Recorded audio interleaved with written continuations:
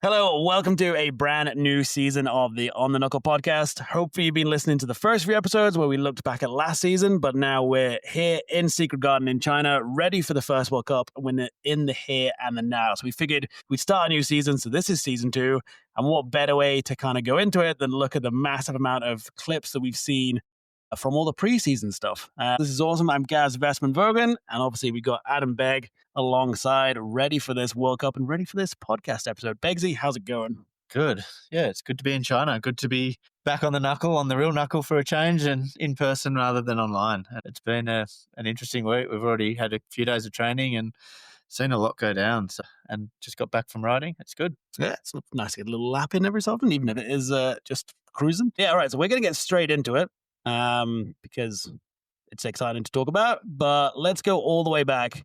Whilst we're in the here and the now, we're going to go back to Australia this summer for us Northerners, but your winter as an Australian. Where did we start? Started at Stomping Grounds in Thredbo, and it's the second year they've been in Thredbo. It was a good camp this year. Last year we had a little bit plagued by the wind. This year Charles had an amazing setup. There was 2 takeoff jump, double airbag, spine, half pipe into bags, and a super pipe. So there was all different teams there, both pipe and big air were there. We saw all sorts of stuff. I think when we went to start looking at doing this episode, we're like, let's look at all the clips from summer and get hyped for winter. And then we started compiling them and realized that every rider's got new tricks. There's a countless amounts of MVDs. Yeah.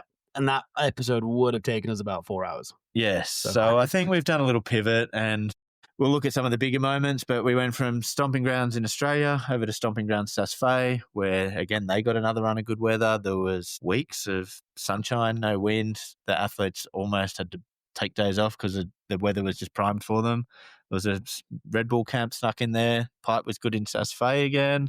And the pipe guys went from there to kits, while the slope guys went to Prime Park, and Prime was primed as usual. Big jumps, big tricks. Prime.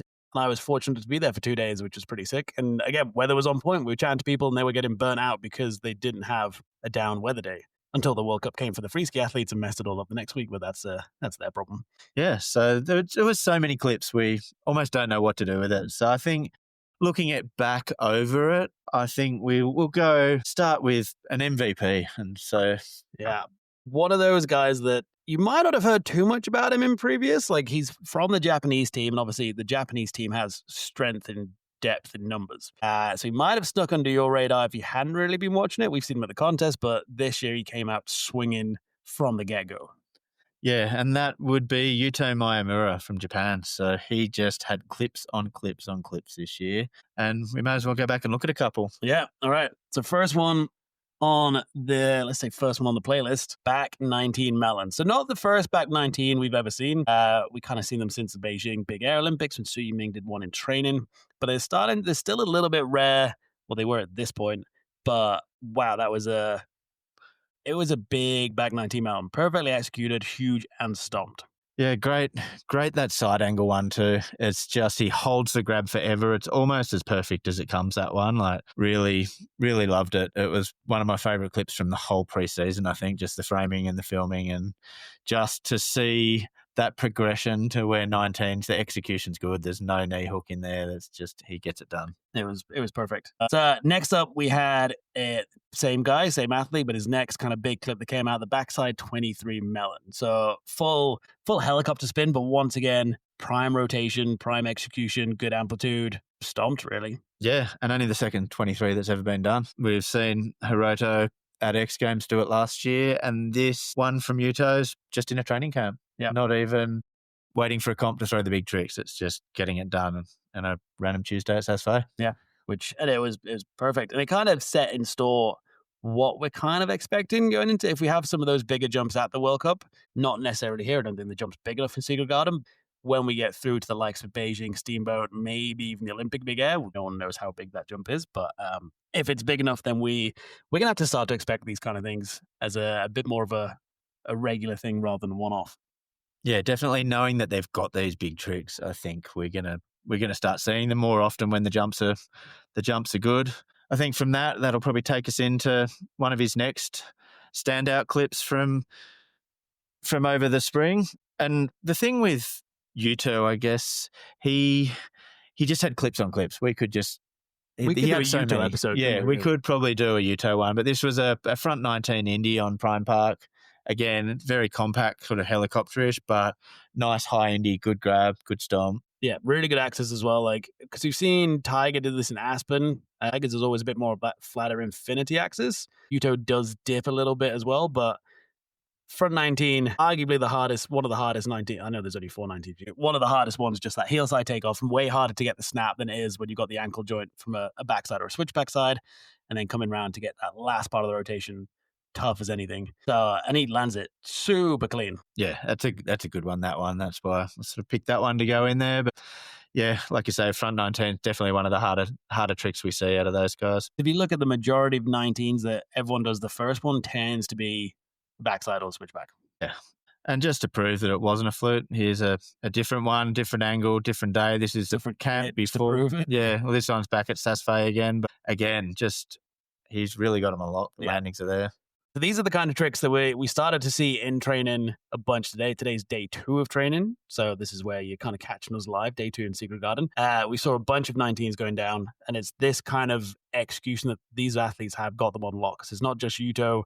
We've seen Tiger do one. We've seen Jake Cantor throwing them down today. So they've got them on lock, and they're looking consistent, and they're into that contest trick now. There's not the one-off that they're going to take 10 tries on the very perfect jump. They're starting to build that trick across. We've seen him do it in Prime, but we've seen him doing stomping grounds, etc. So it's a ready for contest trick for sure. Like you say, there was a lot today. Hiroto with his tail, Jake just kept repping them, and it wasn't like they were having trouble putting them down. They were just putting them down run after run. That'll be an interesting one when we go to one jump format on the weekend. Yeah, that's yeah. We'll touch base on that one towards the end. It's tomorrow's qualification format.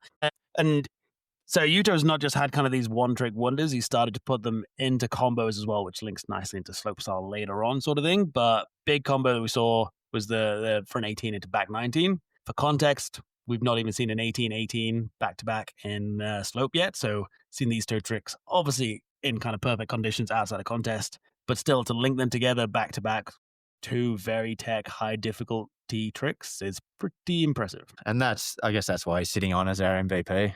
And he did have it all. There's clips that we said at the beginning. There was clips on clips for this one, and there was the whole section in New Zealand there that we didn't even speak about, where he had rails, he had 19s, he had 18s, and he had all sorts of stuffs.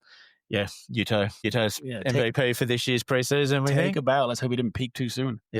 I guess we'll find out tomorrow. Hopefully. And I guess the other one for that, we do a special mention. There's a few people you could drop down to special mention. McMorris. Yeah. Which isn't the name you'd probably expect, because Mark's an insanely good rider, but it seems his progression follows the Olympics quite well. Like we haven't seen too much from him the past 3 years, and then suddenly into Olympic season, the new tricks start coming out the back. In true Mark style, always like last on the line, last run hero. Yeah, the closer comes in clutch every time. I think that's his nickname for X Games, isn't it? And like you say, he peaks at the right time, and this is one of the people snowboarders. He's one of sort of a lot of the riders' favorite riders, and he has it all, and he's sort of been pushed back against the wall to keep up with some of these young kids, and then this year really went up against it in Threadbow and battled till he got a Cab 16, which was a good one. Yeah, which was the trick that his fellow teammate from years back had on lock for most big airs. Max Pro, that was his kind of go-to, as it were. So Mark putting down Cab 16. Yeah, that was almost the start of his comeback. And then from there, he went over to Europe and dropped a back 19, which I think caught us all by surprise. Yeah. I think he was one of the first to do back triple 14s and had them so good the way he kind of rotates and dipped them. He was able to do them on really small jumps. And then when it came to doing back 18s, he kind of battled with it and struggled a little bit and dropped off the pace a little bit. So to come out of nowhere with a back 19 melon was pretty surprising and pretty special. Yeah, good. The year of the one-up, shall we say. Because like when everyone else started doing the quad 18s, like Chris Corner started putting them down. I remember watching X Games and Mark just struggled with it constantly. And I almost thought like that was his point of like retirement sort of thing. So yeah, as you say, coming back in with the back 19 now is like, sweet. Still got it. I was going to say the kid still got it, but I think he's pretty close to me in age, to be honest. Sweet. So we had tons of progression on that side of things, but it's not just being big air and adding extra 180s for those guys that have done it. We're into the pipe side of things. We saw huge progression in SAS and Kitsteinhorn in Australia. There's some stuff went down, but the triples club is expanding. Yeah, I think you said it. It started in Australia, and the triples club, it's the year of the triples. That's what we saw. I think Cam Melville kicked it off and joined the club with a front triple at Threadbar. Yeah, filmed by his brother, wasn't it? Yeah, I was Pretty lucky good. enough to be on the wall for that one. I heard he was going to have a swing at it and sort of watched the first one from up top, and he came very close. I didn't get down in time to get a good angle and sat it down, and it was obvious that the next one was going to be the one. So I managed to scoot down the wall, sit opposite on the wall, and be front row and centre for that one. So it was good. But yeah, that was sick to see. Cool to see Cam joining the club. Yeah, all right, who's next? And obviously the club was originally, it was like, Ayumu, Scotty, Ruka, Yuto, Val. There was like, let's say 6 or 7 had the triples last season already. Sean Lee had them as well, but that's just expanded. Yeah, well, Sean Lee had the back-to-backs in Larks. Cam, after that, went cab triple over him in Kitch the other week. So he's now got not back-to-back in a run, but has a front and has a cab triple. Yeah. And which is interesting because Cam last year was the one with he in Calgary in training, he did the alley-oop, back double rodeo mid-run into the back double 12, which is a sick combination. So I almost thought he was going to go down the weirder axis of like what weird progression can we push out of alley-oop, etc. So actually having that in the run with triples would be, next level. On to watch. The next one for me, because Shimaski, he was basically an unknown Japanese kid, I think, when he popped up on my radar with maybe 1,000 followers when he dropped this triple, and now he's up to 1,500 followers. Yes. So that's what we need to do to grow the pod. We'll go out and do triples in the pipe and you get 500 followers out of it.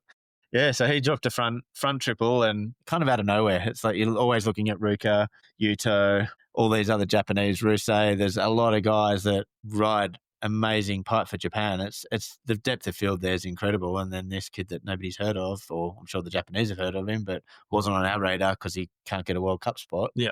Has gone and dropped a triple. Understandably hard to get a World Cup spot in the Japanese team. Yeah. So that was out of the blue. That was kind of interesting. And the other one, fellow Japanese team rider, not new. We've seen him for a couple seasons now, but Shuichiro Shigeno also now added the front triple 14 to the bag of tricks. So again, joining that a club that gets less and less exclusive the more weeks go by in training. Yeah, well, I think the exclusive club now is the Switchback 12 club. Yeah. When you're looking at, a dozen people or 10 plus people doing triples, the Switchback 12s. 3 or 4 doing? Yeah, maybe 5 if you count Liam Gill and people that have done them but haven't done them repeatedly or done them all the time. So it's interesting actually looking at statistics and how many people are doing these tricks to kind of indicate where that difficulty kind of comes through from. Yeah, that's definitely, when we look at all those things, that's how we gauge difficulty and talking to the riders, because they have ample time and they're all so good these days. If they see a trick that's getting rewarded or want to take the sport in a direction, everyone wants to chase down that next big trick as part of their progression. So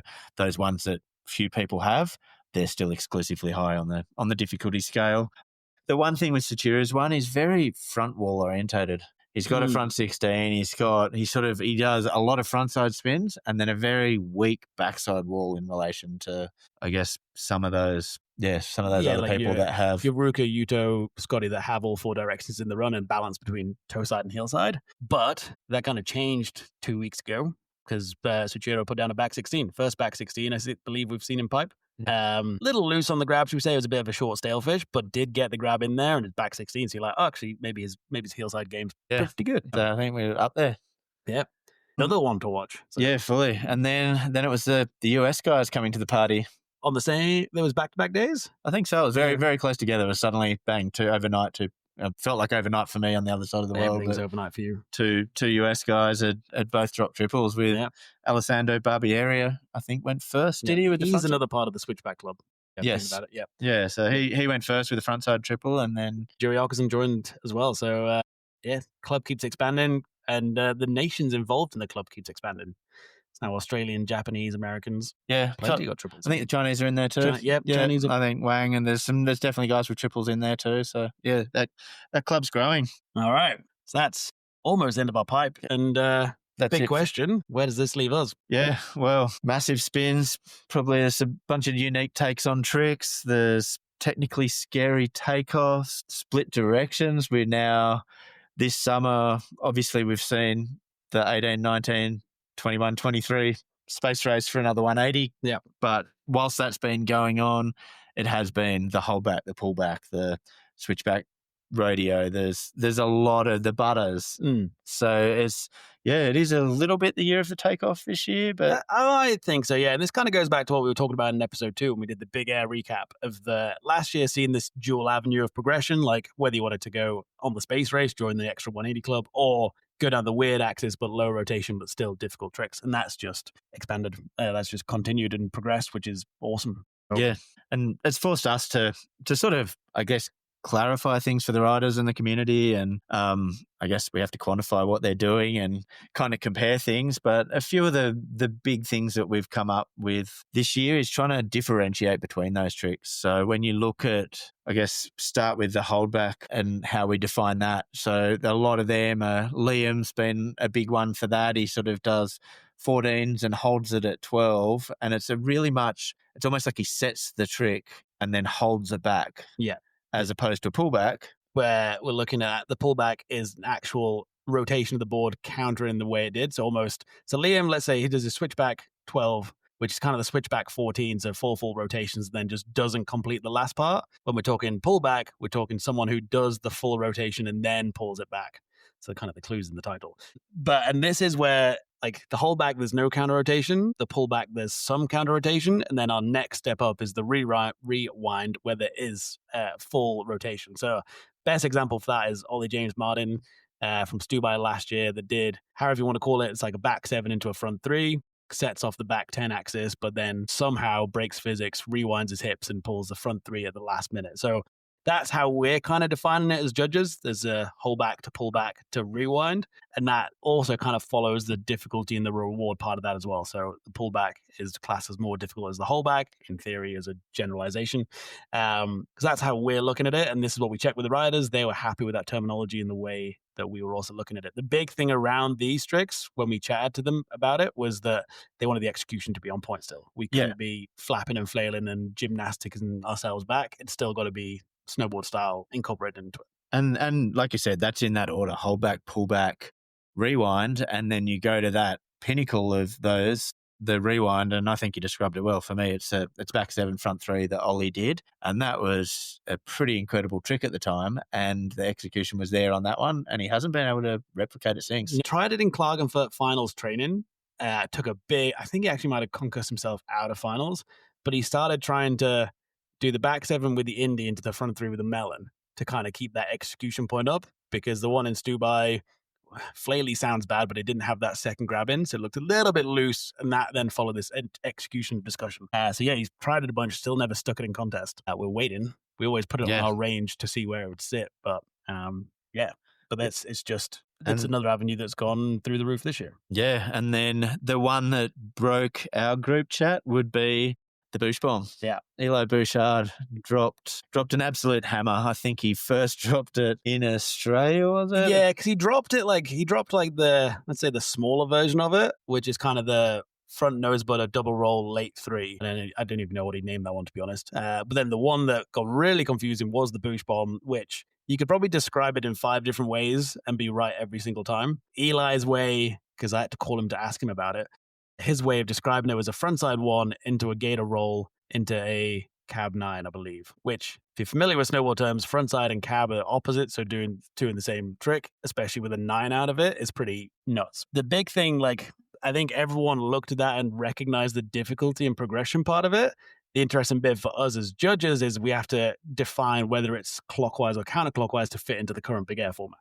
Yeah. And this is where the sport's outgrown where the big air format currently is. Because the wording for this kind of trick last year was based around the first horizontal 180, so we say. And that would then define the trick direction, which is what we did with his triple moose flip in Aspen last year, which caused some debate, but didn't cause anywhere near as much debate as the Bush Bomb did. Yeah, well, that last one, the moose flip in Aspen split the room a little bit last year, and no one could agree, but we came to a conclusion for that comp. And then, the Bush Bomb really did break it, because, like you said, the old definition was based off the horizontal 180, and that determined the trick. He takes off frontside on this one, but doesn't go the full 180, goes frontside 90 into switch frontside, which is technically his backside rotation. So we've kind of done a little pivot, and this year the idea was to update the wording to keep the format as current as we could, especially because it's such a big season with the Olympics coming up. We wanted to do this right at the start, so we weren't switching shit through halfway through. Yeah, so this year the definitions changed slightly to go with the direction of the spin will be determined by the majority of the rotation. So with that one, his majority of the rotation is backside or switch frontside. Backside. So that's a backside spin for this season. Yeah. And again, it split the room. I think. Well, and we did a poll in the judges chat, and it was bang on 50-50. Yeah. It was very much 10 one way, 10 the next. I think I voted both ways because I was quite happy with either one and I wanted to sit on the fence. But my opinion changed. I saw it frontside initially based on last year's kind of wording. And then now when you look at it more, and we've had a chance to go through it frame by frame 453 different times, I can start to see that backside element of it. Because if you watch his head and his shoulders, whilst the hips and the board are doing the frontside part, the upper part of the body is already kind of set in over that left shoulder to go backside. Yeah, I think even he changed his mind on that one. When I spoke to him, he was like, yeah, I see it as a frontside trick. Wanted it to complement a backside trick. And then 2 weeks later on in Dubai, he was like, actually. So just so you know how hard the job is that we have to do, if the rider can't even decide what it is, then how the fuck are we supposed to? But massive props to Eli for kind of pushing the boundaries on it. It's made our job difficult, but it's made our job excitingly difficult. So yes, thanks for that, Eli. Yeah, it's going to be an interesting season with that different direction, bush bomb, the holdbacks, pullbacks, and the butters. We've seen a bunch even just here. Judd's doing butters, Renee's doing butters. We saw some other good butters in the preseason. So there's some interesting stuff going into this season. Yeah, and as you said, I think this is the year of the takeoff. We've seen a lot of these, a lot of riders gather around these higher rotational tricks. So it's going to be the takeoffs that now start to separate sort of things. But yeah, we had Marcus in the preseason. There was hundreds, and that's up there with one of the top ones for me. That backside butter takeoff is just mental. Yeah. And we haven't really seen butters go to that level of rotation before either. No, they tend to be a lot slower. Like if you look at Judge from last year, was doing frontside butters, but it was like frontside into switchback 9 was his contest kind of trick. Yeah. But doing backside nose butter into back 14, you're like, oh, there we go. Like even straight from the numbers, you can tell that adds a lot in. But yeah, so into our notable preseason progression. Can I do my favorite? Yeah. My highlight moment of the preseason, Kokomo Mirage back 16 Dubai 10 days ago or so. That was sick. Yeah. Like broke the internet. Huge step up in progression, huge amplitude, tiny bit of landing instability, but yeah, who cares? But it was sick. It was awesome. I was stoked. Yeah, she went to the bottom on it, grabbed good Kokomo flavor on it. Yeah. It's just, another one of those preseason ones that makes you snap up and pay attention and wonder what else is there and what we're going to see from the girls this year. Yeah, because Kokomo is renowned for doing this kind of MBD thing in contests. Copper 2 years ago, you were head judge. She dropped 3 MBDs on the 3-run final of Big Airs, front triple 14, back triple 14, cap triple 14. So it's not unexpected for sure. And we've been wondering when the 16 is going to come in. We've kind of had it in the back of our mind for Big Air range setting. So is it this contest? Is it not? And then I think now it is. Yeah, you hear rumors that people have got them on the bag and they're in there. So we'd like you say we have to leave that room at the top of our range. Yeah, now it's a thing. Now there's space for it. Yeah. So take a bow, Kokomo, because that was awesome. Yeah. Into the next one. These are we're not going in particular order. I said at the beginning we were inundated with clips to this one and hard to pick, so we just tried to pick out a few that were a little bit different and unique. So another one was Yuto Totsuka in the pipe, front double 16 tail. Ruka did one very similar. Yeah, we went looking for this one. Yeah, both Andrin, one of our fellow Swiss judges, and I were really confused because we thought it was Ruka and Beggsy saying Yuto. We assumed you just got the name wrong, and then we actually brought up both clips, and they're nigh on identical. Both incredibly good execution. Particularly if you look at the landing, we see a lot of these bigger tricks have a little bit of under rotation. They're landing on that downhill edge rather than the uphill edge, but both of these two were pinpoint execution, pinpoint landing at the top of the transition and just rode away clean. If you didn't pay attention, you could quite happily see that as a 9 or a 12.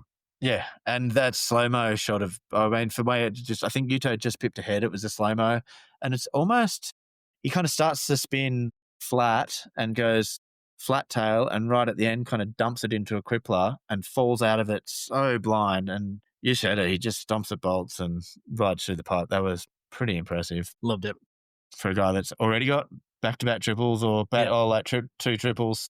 Yeah, and two guys that haven't been afraid to put triples in their contest run already. So they're still pushing that pipe progression through another angle. And then going back to Big Air in terms of another angle, Ivan Shurkas was one of those regular finalists last year in the Big Air, had the switchback double rodeo 12, which was sick. It was only, last season there was only 3 people doing them. Now Nicola Liviero from Italy's also landed one, so there's 4 in that kind of club, as it were. But it was Ivan and Frank that were the main ones doing it on the Big Air circuit. It was sick. Kind of compared well to the 18s at most of the contests he did. Cool axis, progressive access, not a axis we see a whole lot of in general. Like the whole rodeo is pretty. Yeah. It's a fashion trend. It was big way back in like the 2000s, and then it dropped off and we went onto flatter rotation, and then it's coming back in style, which is sick. It's a cool trick, and you said it compares to the 18s. So we've got nearly every other rider on that jump today doing 18s, and still only a handful doing switchback double roadies. Yeah. I mean, the only thing that I guess deflates that trick as far as value goes is the one he did this year when he took it to 16. Yeah. So switchback double rodeo 16 Melon in Prime Park was sick. And the way you kind of look at the difficulty of this sort of trick and how risky it is with the overhead dumps, even the 12, you watch the training sessions and first run the riders do 3, 7, 10 sort of thing. Like the riders doing their etc. They build up to that 18 super quick. Whereas the rodeo kids, it takes them 3, 4, or 5 of just single rodeos just to kind of try and get the right snap, judge the actual whole jump itself. Because if you come up short on an 18, you're coming out at 14, or 12, wherever. You're still, for those flatter 18s, you're kind of coming down on your feet. If you come up short on a double rodeo 12, you're very much doing your best dive and impression headfirst into the snow, and there's huge consequences of that, understandably. So actually watching those building block steps of how many laps through the same jump it takes him to get to doing that 12 shows how insane it is. And we saw Ivan today actually put down almost his last run. He did a backside there with a backpack. But his basically last actual training run was when he eventually did the switchback double rodeo 16. Yeah, after a full training session of doing 12s. Yeah, like you said, just put one down and then grabbed the backpack, did a sick backside air and went home. But the thing for me with his is similar to the one we just spoke about with Yuto and the pipe. It's that change of axis. He takes off on a flat switchback 5 and then dumps into it. And because he's gone flat into it, it's a really unique one compared to the other switchback. Yeah, because you compare it to, let's go back to the 12, the double rodeo 12 conversation. You watch Frank's, and Joe Binns is very much dump, and then adds the rotation at the end of it. So kind of comes out of the second rodeo, and then rotates out. Ivan's very much be kind of gets a spin in early, and then it's 2 dumps, both kind of blind overhead. Yeah. And the 16s kind of follow that same sort of set. So it's very unique. It's a rodeo. It's its own rodeo. Yeah, and one of those ones that right now he's the only one in the world doing it. So it's a good one. It's a good one. Yeah. Yeah. Well, that'll take me into another one. That's another trick that we don't see too many people doing. And Hiroto just dropped this one from Prime. It only just popped up last week, it feels like, but it was a triple Todio 18. Yeah. It was almost faux truck driver. It was an Indy, and his other hand was just kind of hanging next to his back foot there. But that's an epic trick, that one. I think Kyle Mack did it back in the O'Neill Evolution years ago, probably 10 years ago. No one really stepped to it after that. He did it a few times, and it was such a dangerous trick. He didn't do it a lot more. I think Dusty spent a whole high-performance camp in Europe one year trying to learn it and just battled with it, and we never saw him do it in comp. There's a handful of riders that have even stepped to it, and it's a trick that everyone that's tried it says it's scary and gnarly, so that's probably one of the reasons we don't see it a lot. Yeah, that definitely does it as well. Cool. So that was, not something we've seen many people do in contest. What is next on our little list as we go through? I'll jump up with Russo. Cool. Back in the pipe. Yeah. And this guy's, he's got some flavor. He does different tricks. He's always good for something unique. And this one kind of came from nowhere. It was a switch alley-oop double rodeo Indy. And it's alley-oops, not a trick we see a lot. No. Double alley-oops are even rarer. And then to go and do it switch with that rodeo front side, poke. Oh. It's it was sick, that one. Yeah. And that again just kind of popped up out of nowhere. Yeah. And to get that kind of pop on that wall of that trick was a really unique one. So I don't know how he links them all together, but he's got some Pretty cool tricks. Yeah. And then going back outside of the pipe, and not that I have a preference for pipe or non-pipe, but Ryota Iwabuchi, one that, like, I think we spoke about it a bit in the World Champs episode 5. Like, she kind of dropped off a little bit from a few seasons ago. We were all talking about Mari and Kokomo and Mia and Zoe, etc. But then came back in clutch last year, World Champs, picked up 2 podium places in that one, which was pretty sick, and still progressed things through and got down first back-to-back 12s, which is sick. Back 12 nose into cab 12 mute to tail. Both nicely executed, both great amplitude, and be a very sick combination in slope run. Yeah, composition. Be paying that for this. Yes, that's cool. So really pushing it forward. Still has one of my favorite tricks in the women when she did the front 14 double tail last preseason. Not this one. That was pretty cool to see. Has the Stelmasky, which if you've listened to the pod, you know that's my grab. But yeah, so then next one, another, like, not a rider that gets mentioned a lot, but when he's on form and puts it down, you're like, you pay attention, you stand up and you notice it. But like Nick van der Velden from the Netherlands, switchback 19 tail. Yeah. Last week, which was, again, joining the 19s club. Yeah, and he does it the same way he does his switchback 16 tails, and that was quite successful for him for a number of years on the comp. That it's that last rotation, the way he flips out blind, it always seemed to be one of those top scoring 16s. It was as good as you could do a 16, and so to add another 3 to that. Yeah, with that tail grab as well, you're like, well, that's, adds in a lot of mechanics. He did it first time at Edmonton, I believe, and it went down pretty good. Yeah. So you said it well when you said when he does stuff, it looks cool, it's different, and it just kind of reminds me of his rail parachute he did this summer in the clip he dropped with it was like a nice hand drag pretzel over the rainbow. Yeah, just another different one. Yeah, and he's a guy that is off the radar a little bit, but does cool stuff. Comes and goes in waves. Like, when he's on, which is sick. Let's hope he times it right. But saw him trying some of them today in training as well. So let's hope it's an on day tomorrow for him. I don't know if we have a rainbow rail, the Olympic course, do we? Don't know what we've got in the Olympic course right now. Yeah, could be a barrel, could be a box. Yeah. Cool. And then, so going back to pipe, because we're obviously alternating, because that's what we like to do to keep things confusing. We spoke about the triples a bunch, and now Ruka Hirano got them back to back. Yeah. Like, good back-to-back too. He even went back 9 mute into back-to-back triple, so it wasn't like he did the old point it in and I've got to get these tricks. He put them as part of a combo almost in true Ruka form. So you're kind of expecting that's going to come into his comp run, but it'll probably take that back 9 to a back 12. And suddenly you're going back 12 into back-to-back triples. Hey, you say back a lot, so poor commentators. But yeah, so like we're now seeing them not just having them on their own, they're now back-to-back, and they're actually be built into full combinations, which is sick. Adds a lot to the difficulty and the whole kind of overall impression of that run, as it were. So yeah, back-to-back triples. Sean Lee did, as you said, did it in Larks in training, wasn't it? It wasn't actually in contest. Yeah. So still yet to see that one in contest mode in terms of something we can put a score to. So yeah, that's where we're up to. That's the quick wrap through of preseason. Yeah, I think that's it. I mean, there's another little clip in there. There's 2 clips I kind of dropped in there that were just a bit different, just to confuse. Yeah, just enjoyment clips rather than necessarily high rotational tricks. Yeah, well, I don't think people realize how good all these guys are. There's that stigma around competition riding that because they can do an 18 or a 19 that, they can't snowboard. They don't do the stylish snowboarding, and we both know that's totally the opposite. Those first runs where you said they do 3s, 5s, 7s and warms up, it is just a show, isn't it? Yeah, it is. And they have so much style in there as well. It's not like they've just learned 4 tricks that they need.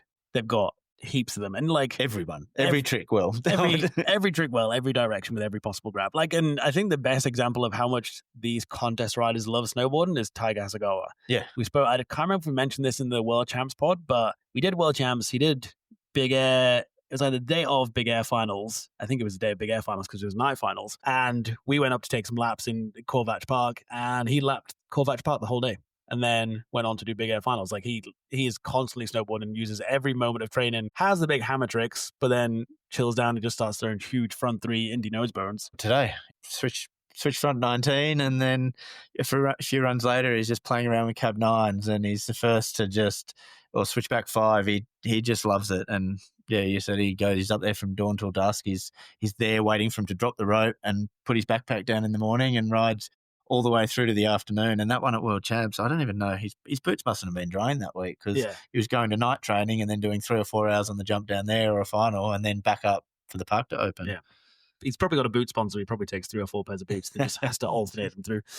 Into our style tricks, I got the Kuba. Kuba Hones did double shifty, which is sick. Yeah, it was like a front 7, shifty to melon. Yeah. And it was just something different, something cool. Has a bit of flavour. Yeah.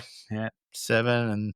And then Mons was another one. Everywhere he went, he sort of just gets his tricks and then instead of sitting down, loves riding and he was repping some good front 3s on both sides of the world. Yeah, huge, helps when it was being slow-mo filmed, but like huge nose bow and poke, no grab, just chilling, composed. One of the steeziest front 3s you'll probably see. Yeah, and he was doing in Australia. There was a few of them in Australia just doing that. He was doing some 7s and some 3s, and then Dusty and Judd were doing some doubles. It's just, those guys when they're on, it's a pleasure to watch them do the smaller tricks snowboarding to perfection. Yeah, so stuff we love to see. Yeah. But yeah, that kind of takes us to the end of this episode in terms of the clips. Yeah, pretty stoked we've actually managed to do a podcast on the road in a hotel room on, face to face. Yeah, and then tomorrow we're into qualifications and big weekend ahead. Hopefully we get finals off and see some stuff on this jump. Yeah, so this is my first week of on the road. So so still smiley at this point. When we do the podcast in Copper in a few weeks' time, might be less smiley. But yeah, so tomorrow is qualifications day. We're doing 2 run best run counts just because we're a bit short on light. So we've got to get 60 men, 30 women through in their 3 various heats. We can't run past 3 o'clock in the afternoon because the jump goes into the dark. We saw that in day 1 of training yesterday. At that point of time, like that last 10 minutes of the training session was messed up. Yeah, as we look outside at 4 o'clock now and it's almost dark and snowing. So. It is actually snowing, which is cool. So we can get fresh powder tomorrow, which if you've ever ridden in China, you know is not a thing because it's fenced off. But yeah, so going straight into qualifications and then finals will be happening on Saturday, the 30th of November. For us, we're kicking off around midday China time, so do the math yourself. If you're in the US, Canada, that's Friday evening for you. If you're in Europe, that's very early hours of the morning, so set your alarms because we'll see how qualies goes tomorrow, but if the training days are anything to go by, the jump's sick, the riders are loving it. It's a very good setup. We're going to see a pretty insane big air show. Yeah. But yeah, I think the plan this season, as you said before, you've got your first of 8 weeks on the road. I'm pretty much chasing the 2 around as well. It's busy. It's back to back. There's one point where there's a half pipe going on in Secret Garden here while we're over in Steamboat at a big air. So we can't be everywhere at once. We will do our best to put out an episode after each comp to try and keep it current and relevant and sort of explain what's happened. Yeah, so try tune in as much as you can. Obviously, we love that so many people have actually, like the hundreds of people who've listened to them already. Love that. We're just kind of here to bring you as much information and insight into the world of contest snowboarding as we can. If you want to watch the contest, get yourself a VPN, switch your internet to Australia, tune in on YouTube on the Fizz Snowboard channel, and it's free. Or you can join on Discovery Plus, NBC, CBC, all those kind of, or CBS. I can't remember how all the American sports networks go, but there's plenty of ways to watch it. There's plenty of snowboarding going on. And tune in for what is going to be a pretty exciting, intense, and terrifying season. Yeah. I like to add terrifying in because I'm scared shitless. Yeah, and we'll catch up again once we've judged a couple hundred jumps. Yeah, a couple hundred jumps later, we'll go through the Secret Garden Big Air Finals. But that is it for this episode. Thanks so much for tuning in. Head on over to Instagram and follow us at On The Knuckle. You can go on theknuckle.com and get yourself some merch if you're into it. You can go to buymeacoffee/On The Knuckle and you can treat us to a coffee or a beer. And just love that we've got people supporting and following us and can't wait to bring you the rest of the season. So that is it for now. It's ciao from me. Thank you. Catch you soon. But ciao for now.